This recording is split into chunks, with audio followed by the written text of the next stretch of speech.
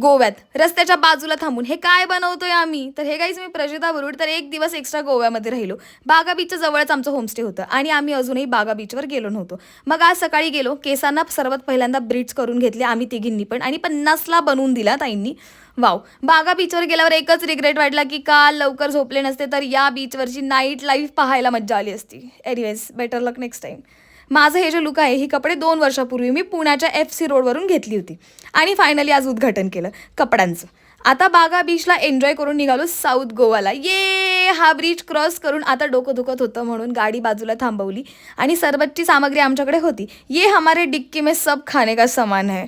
छानपैकी रस्त्याच्या कडेला झाडाच्या खाली सावलीत थांबून सरबत पिले, मेकअप ठीकठाक केला आणि 2 तासाचं ट्रॅव्हल करून साऊथ गोवाला बेनालिम या बीचवर पोहोचलो. This is the best beach I ever seen. South गोव्याच्या बीचवर मला सनसेटच्या टायमिंगला यायचं होतं, त्याच वेळी आले आणि फोटोज कसले भारी आलेत यार.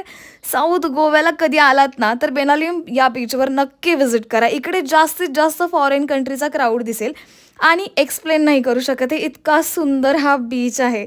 आता जाता जाता भूक लागली, मग थेट बर्गर किंगला गेलो, चिकन बर्गर खाल्ला आणि आता निघालो कोकणात. ये, आता लाईक अँड फॉलो करून जा.